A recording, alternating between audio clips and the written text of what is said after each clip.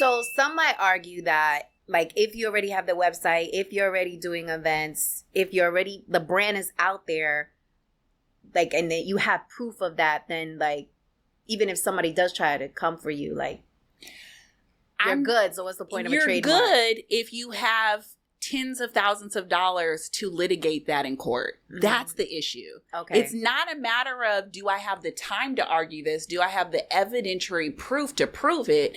It's, do I have the time and money to actually litigate the issue?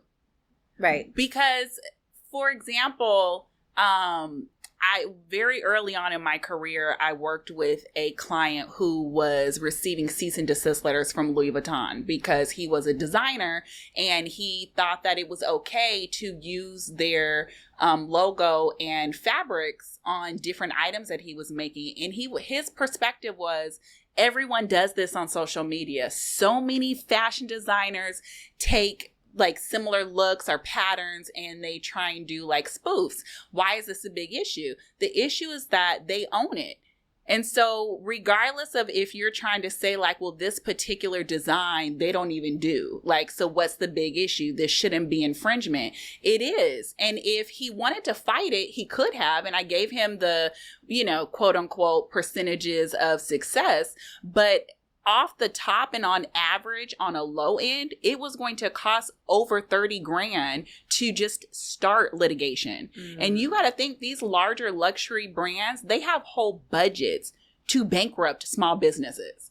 It's literally one of the things that like I get teary-eyed and frustrated about, because I've seen hardworking, like single moms, like single dads, like older people get totally just like bombarded by the anxieties of getting a letter from a Louis Vuitton or Nordstrom's or ESPN, and you're being told that you are in violation of this large company's intellectual property. That's scary for a business owner. Super scary. And even though you know you're right and you have the arguments like to back you, if you can't afford to actually protect yourself and litigate like how you feel, you're dead in the water. Right. So instead, just go ahead and have the protection because like I mentioned before, it's going to be a matter of factual law that you can already prove that you own it. So the amount of money now that you would have to spend to litigate your ownership is a lot less than what the other person has to actually prove.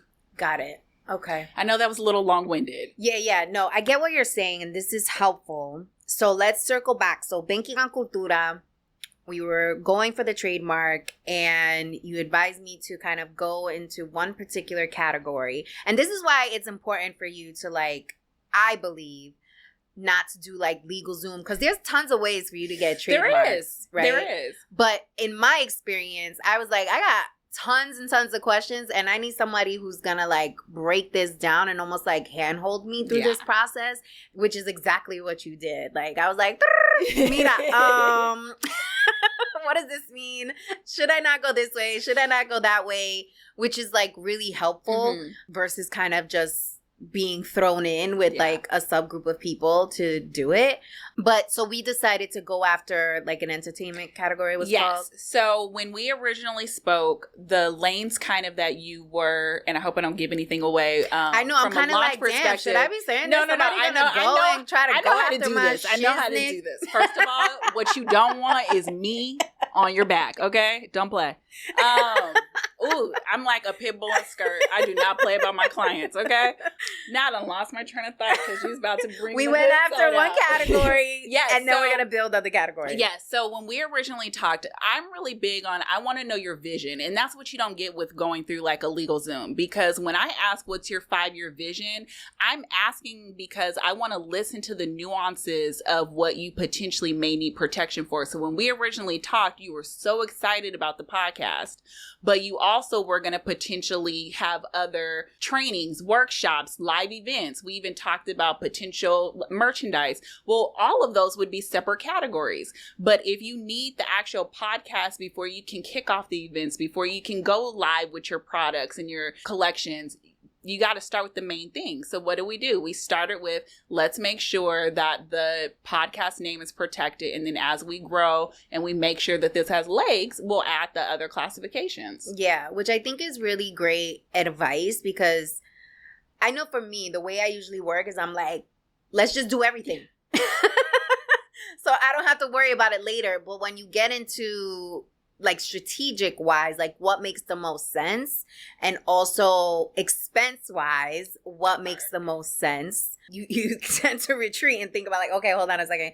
Like, what do we need to do right now? Like, what is the first step to make sure like we're protected going into this launch is kind of like how I was thinking about it. Yes. And so for you in particular, your very first thing that I told you needed to do from a protection perspective was to make sure that the brand name was protected. Right. But let's say, for example, if you were more on the educational side first and you already had a course that you were going to be launching before you did the podcast, I would have gave completely different advice. I would have wanted you to protect that under the educational classification and then do the podcast later.